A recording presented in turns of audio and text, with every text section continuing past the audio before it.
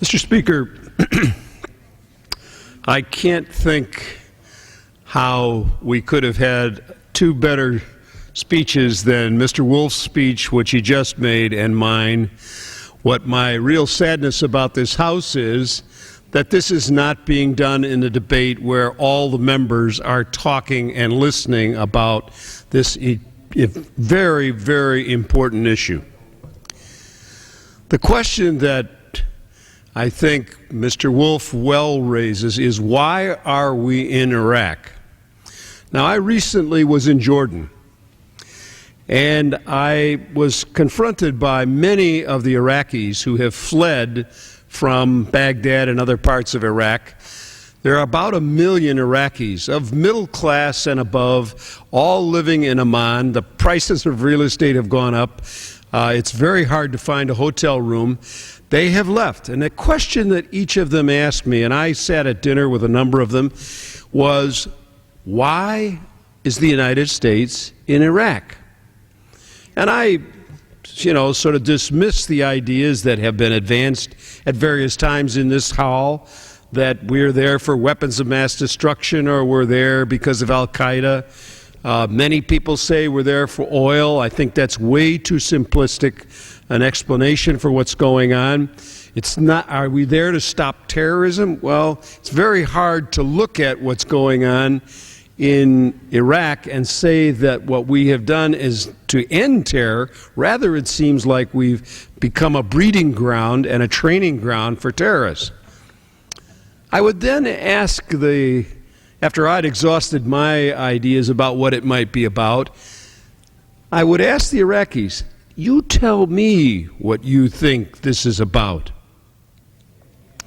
And they said, well, it's pretty clear that what your goal was, and you succeeded almost at this point, in dividing Iraq into 3 pieces and destroying Iraq as ever being an Arab nation. That was your goal from the start, and you have, by every decision you have made, you have worked in that direction.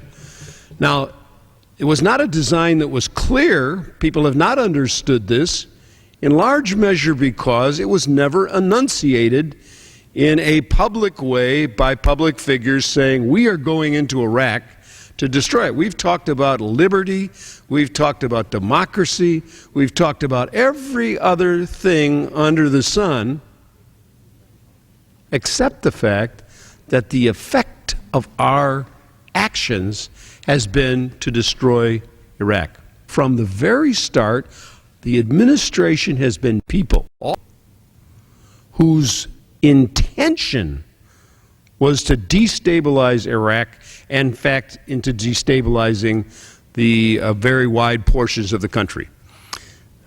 Not many of you have probably ever read the Jordan Times. It's the main newspaper in the city of Amman, which is the capital of Jordan. And on the 10th of August this year, an article appeared called "The Triumph of Neoconservatives in Iraq." And I ask unanimous consent to enter into the record the text of this article. Without objection? Without objection, so ordered. The article was written by a man named Abbas J. Ali.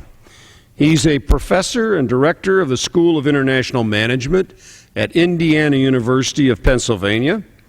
Obviously an Iraqi living in the United States, and he wrote this article. Now, if you read just this one article, and I wish I could get it into the head of every member of Congress. Part of the reason for putting it in the record is it's now in the congressional record and people can read it and get it and see it.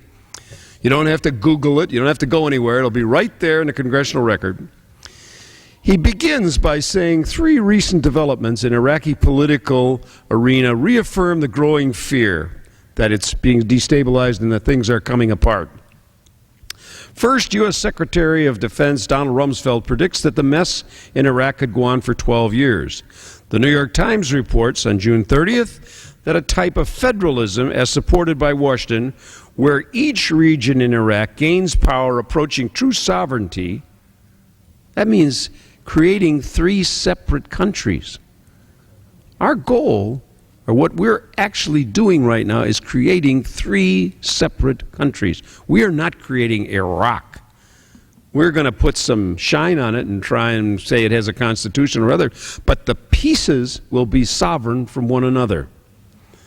And the third thing he says that happens is the appointment of Zalmay Khalilzad as ambassador, who is a neocon and will do the neocon bidding from the start. Now, this didn't start with George Bush II. Everyone should understand that. This is not something new. I don't think you can lay it all off on the present occupant of the White House. Back in the 70s, this Dr. Ali goes on, the neoconservatives recognized Iraq constituted a threat to their design for the Middle East. Not because Iraq had ample natural resources, especially oil and water, but because the Iraqis were considered a spirited and cultured people displaying pride, patriotism, and independent thinking. It had the best water system in the Middle East.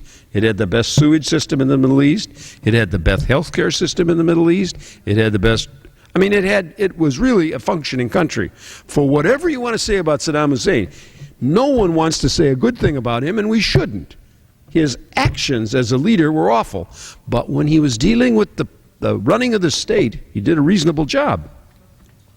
Now, at that time, in the 1970s, General Shinseki, then the U.S. Army Chief of Staff, pointed out, this is as the war was beginning, remember Shinseki was the guy they fired because he gave them the truth about how many people this would take. Shinseki pointed out that in 2002, Paul Wolfowitz, remember that name? Now the head of the World Bank, as a young Pentagon analyst and a neoconservative, designated Iraq in 1979 as a menace that must be dealt with. Since then, the invasion and occupation of Iraq have been primarily a neoconservative venture. The neocons have wanted this, and that's why this article is entitled The Triumph of the Neocons in Iraq.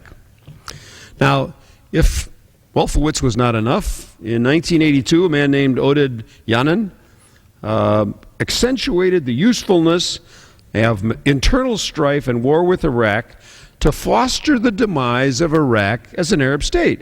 Yanin noticed, quote, in the short run, it is Iraqi power which constitutes the greatest threat to Israel, and that a division of Iraq into provinces along ethnic, religious lines is possible. So 3 more states will exist around the 3 major cities, Basra in the south, Baghdad in the middle, Mosul in the north, and Shiite areas in the south will separate from the Sunni and Kurdish north. I mean, this is 1982, people are laying this out. Now, it's for this reason that the neoconservatives have made a very powerful argument, he goes on to say, and he quotes a man named Michael Ledeen. Now, this Michael Ledeen is not just some newspaper reporter or somebody drifted in off the street. He was the former U.S. Undersecretary of State, and he stated, stability is an unworthy American mission. Now, this is a man who was in the State Department saying that stability is an unworthy American mission and a misleading concept to boot. We do not want stability in Iran, Iraq, Syria, Lebanon, or even Saudi Arabia. We want things to change. The issue is not whether, but how to destabilize. Think about that. The minds in the State Department, this is an Undersecretary of State saying, we want to destabilize.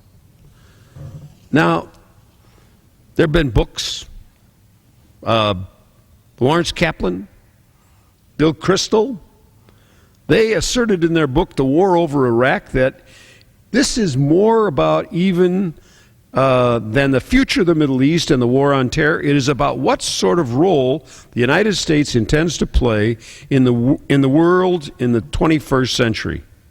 They argue that the only plausible and sensible mission is to persistently supply American might in these parts of the world that constitute a threat to American interests.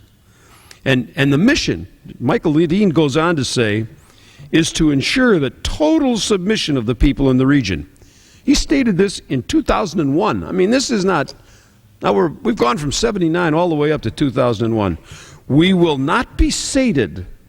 This is Undersecretary of State saying, we will not be sated until we have had the blood of every miserable little tyrant in the Middle East and every last drooling anti-Semitic and anti-American mullah, imam, sheikh, ayatollah, either singing the praises of the United States or pumping gasoline for a dime a gallon on American bases in the Arctic Circle.